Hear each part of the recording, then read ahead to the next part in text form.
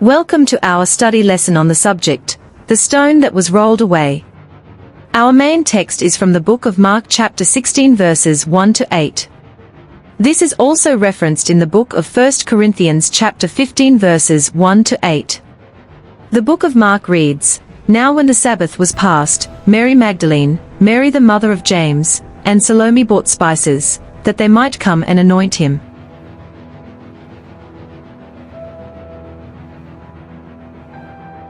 Very early in the morning, on the first day of the week, they came to the tomb when the sun had risen. And they said among themselves, 'Who will roll away the stone from the door of the tomb for us?'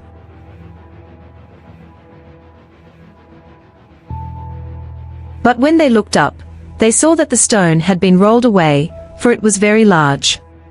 And entering the tomb, they saw a young man clothed in a long white robe sitting on the right side, and they were alarmed.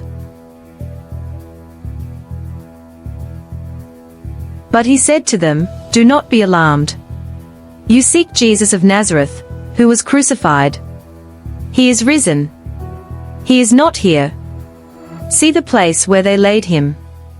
But go, tell his disciples and Peter, that he is going before you into Galilee, there you will see him, as he said to you.' So they went out quickly and fled from the tomb, for they trembled and were amazed. And they said nothing to anyone, for they were afraid." The story of the resurrection appears in each of the Gospels. Each Gospel writer presents the story from a different perspective, but they all contain the core concepts that appear also in the letter of 1 Corinthians chapter 15 verses 1 to 8. Four ideas appear again and again: that he died, he was buried, he was risen, and he was seen. In the book of Mark, the word "he died" and "was buried" are in chapter 15. The word "risen" and "was seen" appear in chapter 16, but with a twist. Mark chapter 16 verses 7 speaks of a meeting in Galilee, and there you will see him.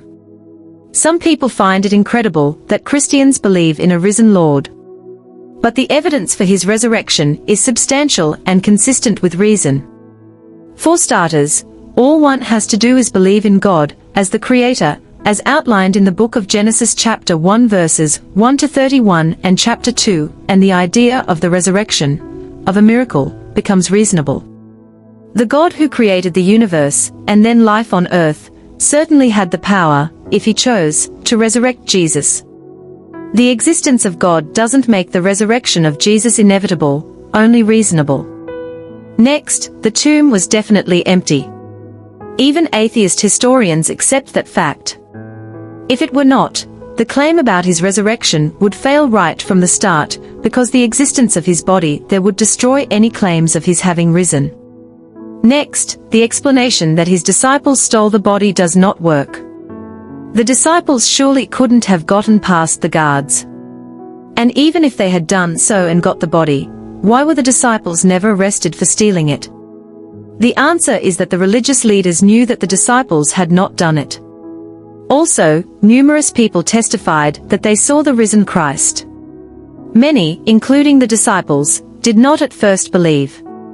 And one very solid enemy, Paul, not only claims to have seen the risen Lord, but that this experience changed the whole trajectory of his life, in very radical ways, too. Finally, how does one explain the rise of the Christian Church, founded by people who claim to have seen the risen Lord? Why would these people have been willing to die for what they knew was a lie? Their consistent testimony, both right after his death, as in Acts chapter 3 verses 15 and years later in 1 Peter chapter 1 verses 3, provides powerful evidence for his resurrection. The evidence for Christ's resurrection is so vast that it is indisputable. Here is a summary of the evidence of Christ's resurrection. The resurrection of Jesus Christ is one of the central events in Christianity, and several pieces of evidence are cited in the New Testament and other early Christian writings to support the claim that Jesus rose from the dead. Here's an outline of the key evidence often presented. 1. The empty tomb. Witnessed by women, the Gospels report that women, including Mary Magdalene, discovered the empty tomb on the third day after Jesus' crucifixion. In a cultural context where women's testimonies were not highly regarded, the Gospel's reliance on women as the first witnesses is often seen as a mark of authenticity. Guarded tomb. The Gospels also mention that a Roman guard was placed at the tomb to prevent Jesus' followers from stealing the body. Despite this, the tomb was found empty. 2. Post-resurrection appearances. Appearances to individuals. Jesus appeared to several individuals after his resurrection, including Mary Magdalene, Peter, and James, the brother of Jesus. Appearances to groups. Jesus also appeared to groups of people, such as the disciples and 2 followers on the road to Emmaus. Appearance to over 500 people. Paul mentions that Jesus appeared to over 500 people at one time, most of whom were still alive when Paul wrote his letters, implying that they could be questioned. 1 Corinthians chapter 15 verses 6.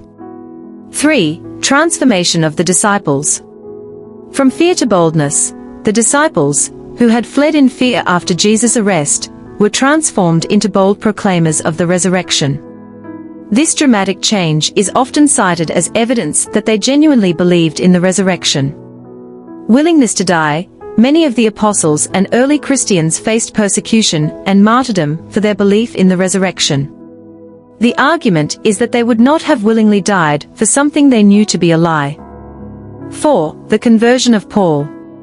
Radical change. Paul was a zealous persecutor of Christians.